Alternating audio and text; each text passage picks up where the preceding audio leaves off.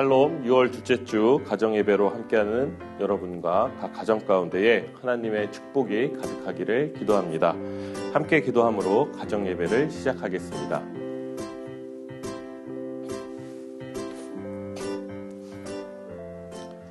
하나님 아버지, 이 시간 주님께 모여 예배하며 기도합니다. 저희 가정과 모임에 함께 하시고 은혜 내려 주시옵소서. 예수님의 이름으로 기도합니다. 아멘. 오늘 우리에게 주시는 하나님의 말씀은 시편 1편 1절 2절의 말씀입니다. 말씀을 봉독합니다. 복 있는 사람은 악인들의 꾀를 따르지 아니하며 죄인들의 길에 서지 아니하며 오만한 자들의 자리에 앉지 아니하고 오직 여호와의 율법을 즐거워하여 그의 율법을 주야로 묵상하는도다. 아멘. 요즘 TV나 유튜브 채널을 보면 그 어느 때보다도 갈 곳도 많고 즐길 것도 많고 먹을 것도 참 많게만 느껴집니다.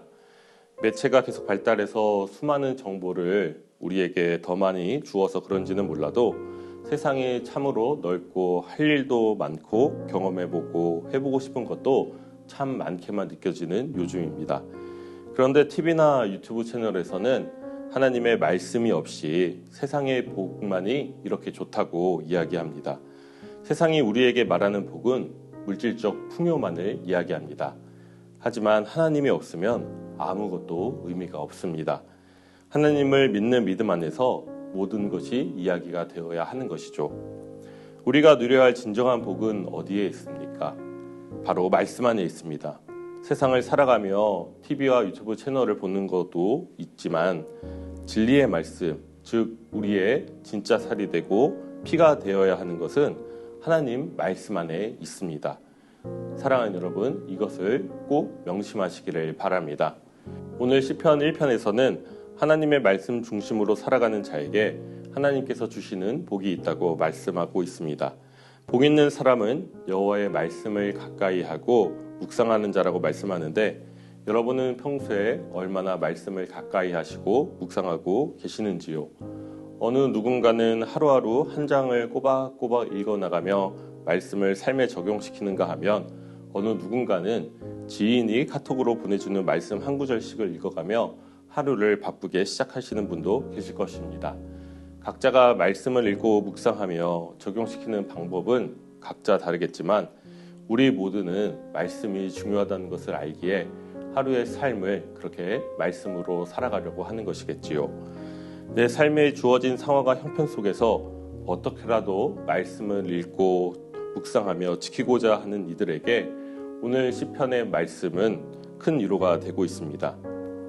하나님의 말씀을 지키며 하나님의 뜻대로 살아가기가 여간 쉽지 않은 세상이 아닙니까? 요즘 학생들은 교회를 다닌다고 하면 같은 반 친구들이 왜 교회를 다니는지 그리고 왜 그렇게 인생에 도움이 되지도 않는 일을 하냐고 묻는다고 합니다. 직장 안에서도 그리스도인이라는 이유로 교회를 다닌다는 이유로 오해를 받거나 불합리한 대접을 받는 때도 종종 있지 않습니까? 이러한 세상의 오해 가운데 살아가는 우리에게 시편 1편은 분명히 말씀하고 있습니다. 악인의 길은 멸망할 것이나 하나님의 말씀을 따르는 의인에게는 여호와께서 인정하시고 형통할 것이라고 말입니다. 하나님께서 자신을 따르는 당신의 자녀들을 번성케 하시고 승리케 하여 주실 것입니다. 그 길이 비록 힘들고 시련도 있을 것이나 결국 하나님의 승리로 기결될 것임을 믿으시며 하나님의 말씀을 언제나 가까이 하시는 여러분이 되기를 간절히 소망합니다. 말씀을 생각하며 함께 기도문을 고백하겠습니다. 하나님, 악인들은 자꾸 믿음의 사람을 넘어뜨리려 하고 더 좋은 조건을 제시하며 장밋빛 미래를 약속하며 유혹합니다.